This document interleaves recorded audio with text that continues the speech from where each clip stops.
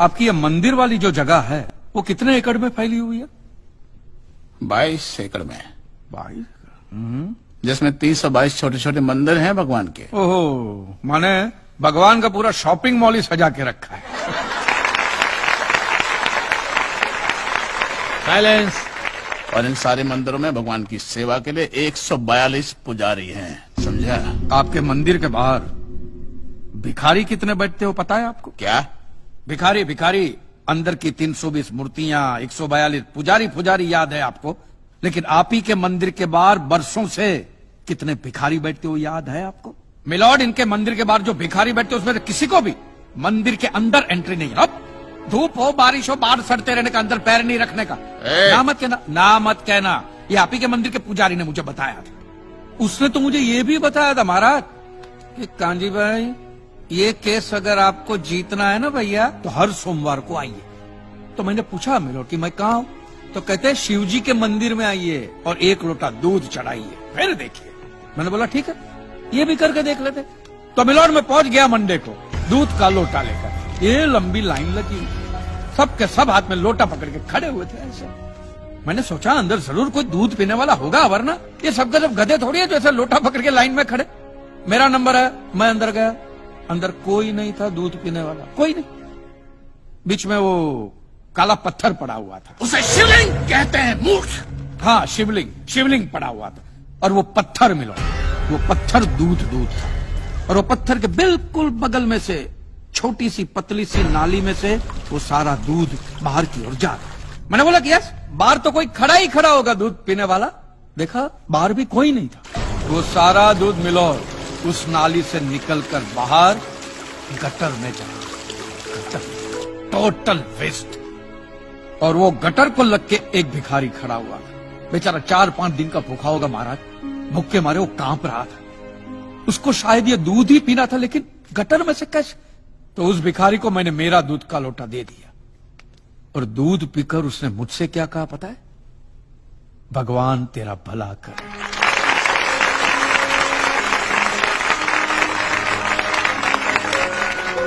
तो मंदिर में आने वाला एक इंसान वो पत्थर पे दूध डालने के बजाय किसी गरीब के पेट में डाले तो सबसे ज्यादा पुण्य मिलेगा, नहीं? और हाँ मौलवी साहब, किसी दरगाह पे फूलों की चादर उड़ाने के बजाय किसी नंगे फकीर के बदन पे कपड़ों की चादर उड़ाई जाए ना तो अल्लाह को बहुत खुशी मिलेगी। और जीसस के सामने मोमबत्तियां जलाने से अच्छा है किसी गरीब की झोंपड़ी में जलाइए, तो उसके घर में कभी अंधेरा नहीं होगा। क्यों, तुम भी भगवान को नहीं मानते क्या? अरे मैं खुद भगवान हूँ। अच्छा, तो मैं अमिताभ बच्चन हूँ। देखो कांजी, दूध, चद्दर, मोमबत्ती ये सब चढ़ाना एक प्रथा है। भगवान की पूजा अर्चना, इन सब का मूल्य तुम नहीं समझोगे क्योंकि तुम एक नास्तिक हो।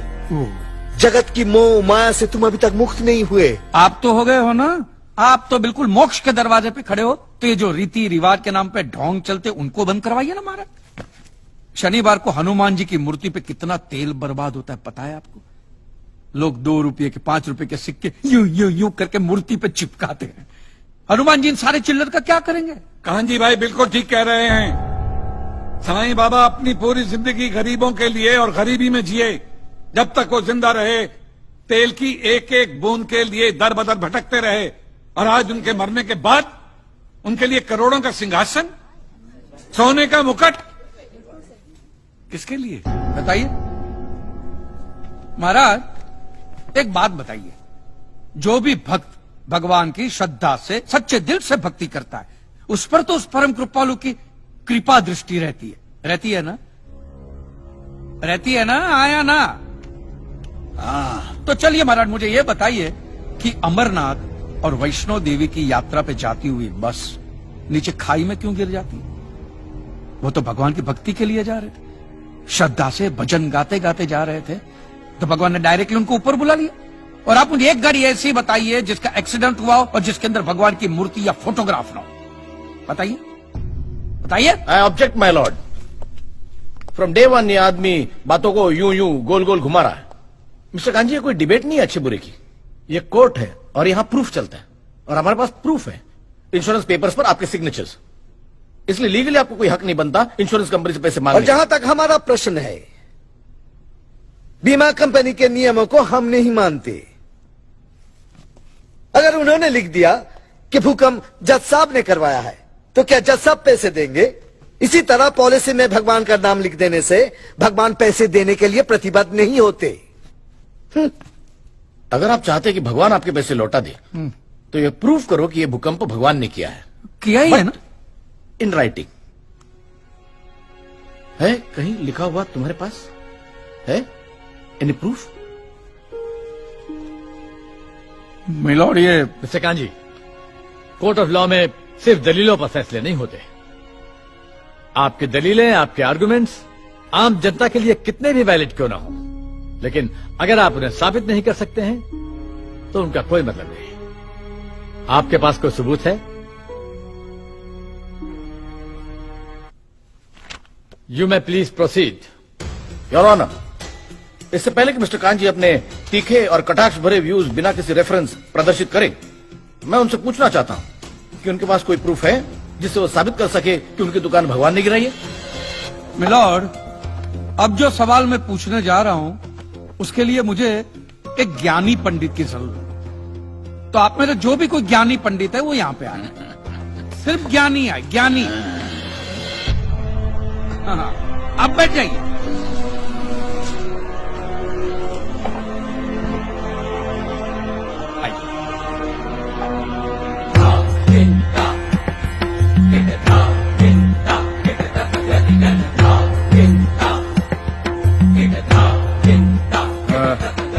महाराज, आप जो पंडित लोग आपके प्रवचन में जो शास्त्रों की बातें करते हैं, तो शास्त्रों में जो भी लिखा होता है वो सब सही होता है? 100%। ऐसा कहां लिखा है? ये तो आप कह रहे हैं। गीता में लिखा है। अच्छा, क्या लिखा है गीता में? गीता के 4थे अध्याय का 40वां श्लोक। अज्ञस्य अश्रद्धानस्य संशयात्मा विनश्यति, नायम लोकस्ति न परा न सुखम संशयात्मना। मतलब क्या? इसका अर्थ है, जो अज्ञानी श्रद्धा विहीन मनुष्य शास्त्र पर संदेह या शक करता है, उसका विनाश निश्चित है। उसे भूलोक या परलोक कहीं भी शांति नहीं मिलती। समझा? ये बहुत इंटरेस्टिंग आइटम है। महाराज, आपको ये गीता में या शास्त्रों में कुछ भी समझ में आता है? कि जो भी लीलाधर महाराज बोल रहे उसमें बस ऐसे समझा समझा करके हाथ हिला रहे हैं। मिलॉर्ड, वो स्कूल में छोटे छोटे बच्चे होते, उनको प्रेयर कभी पूरी याद नहीं रहती, तो बेचारे आंख बंद करके ऐसे करके होंठ हिलाते, वो होंठ हिलाते, ये हाथ हिलाते। एक कांजी, तूने एक सिद्ध साधु का अपमान किया है, तो तुझे नरक में भी जगह नहीं मिलेगी। कहां से मिलेगी महाराज? आप लोगों ने पहले से ही वहां कुल्ले टिका के रखे हैं।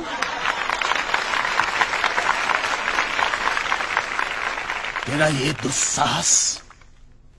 दुस्साहस नास्तिक!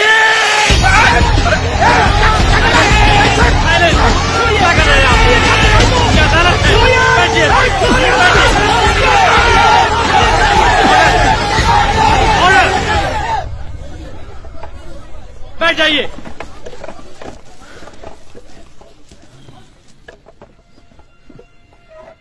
दुखेष्वनु द्विग्न मनः सुखेषु विगत स्पृह वितराग भय क्रोध स्थित धीर मुनि रुच्यते। अध्याय 2 श्लोक 56वां।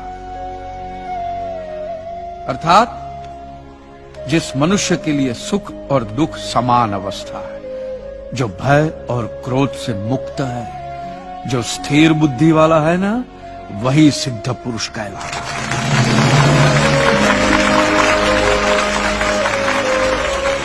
ये मुझे गीता सिखाएंगे? अरे ये क्या गीता सिखाएंगे मिलॉर्ड? इन लोगों की तो आईक्यू भी रूम टेम्परेचर से लो है।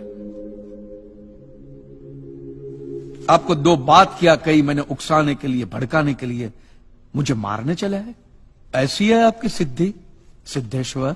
मिस्टर कांजी, उनकी सिद्धि क्या है, यह कोर्ट का मुद्दा नहीं है। कोर्ट का मुद्दा यह है कि आपकी दुकान किसने गिराई। भगवान ने गिराई है। ये आप फैसला सुना रहे। फैसला सुनाना जज साहब का काम है, आपका नहीं। आपको तो सिर्फ प्रूफ करना है कि उस दिन जो भूकंप आया वो भगवान की वजह से आया था, जो प्रूव करना इम्पॉसिबल है। Relax relax relax, nothing is impossible. Swami ji एक बात बताइए, भगवान ने ही ये भगवत गीता कही है कही है, और भगवत गीता में जो भी कहा गया है वो सब सच है? 100%। Point to be noted my lord. तो मुझे एक बात बताइए कि भगवान ने भगवत गीता के 9वें अध्याय के 8वें श्लोक में क्यों ऐसा कहा है कि पूरी सृष्टि का सर्जन मेरी इच्छा से हुआ, इसका विनाश भी मेरी इच्छा से होगा, ये पूरी सृष्टि मेरी इच्छा के अधीन है, इसके सर्जन और विनाश के लिए सिर्फ मैं और मैं ही जिम्मेदार हूं। और ये देखिए मिलॉर्ड, ये बाइबल में भी कहा गया है, Aiza chapter 54 verse 16 See, it is I who have created the smith who blows the fire of coals and produces a weapon fit for his purpose. I have also created the ravager to destroy.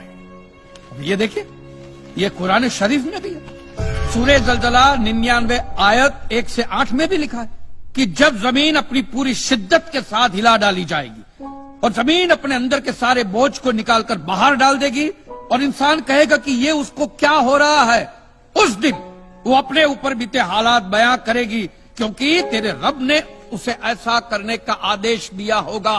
रब ने।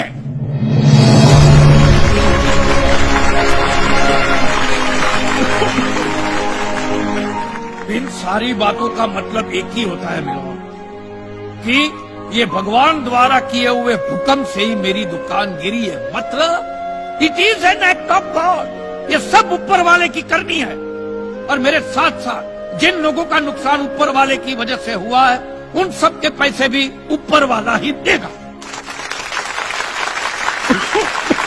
नहीं तो उनके collection agent. Your honour, mister Kanchi Leeladhar Swami को बातों में फंसा रहे हैं। सरदेसाई जी, क्या कर रहे हैं आप? अरे बोलने दो, बोलने दो। अगर ये प्रूव हो जाता है कि भगवान है तो हम लोग पैसा देने से बच जाएंगे। अच्छा, पूरा दोष अब आप हम पर थोपना चाहते हैं। अपनी स्कीम से बचने के लिए आप भगवान का नाम नहीं ले सकते, क्योंकि भगवान पर सिर्फ हमारा कॉपीराइट है। कॉपीराइट? अरे 2 मंदिर क्या बनवा दिए? भगवान आपकी बात का मालूम है? खबरदार, हमारा संप्रदाय तुमको छोड़ेगा नहीं। क्या कर रहे हो? साइलेंस। रिलैक्स। आज तक तो मिलॉर्ड सिर्फ इतना ही सुनने में आया था कि भगवान की आरती होती है, आराधना होती है, यज्ञ वगैरह होता है। आज तो ये भी सुनने को मिल रहा है कि भगवान के कॉपीराइट भी होते हैं। भगवान के कॉपीराइट ऊपर वाले की ब्रांड बना दी गई। आज मुझे विश्वास हो गया है कि भगवान नहीं है, बिल्कुल नहीं है, हो ही नहीं सकता, क्योंकि अगर वो होते तो उसने आप जैसे पाखंडियों को तो कब का उठा लिया होता। मुझे जो करना था वो मैंने साबित कर दिया है मिलोन। अब इसका पूरा फैसला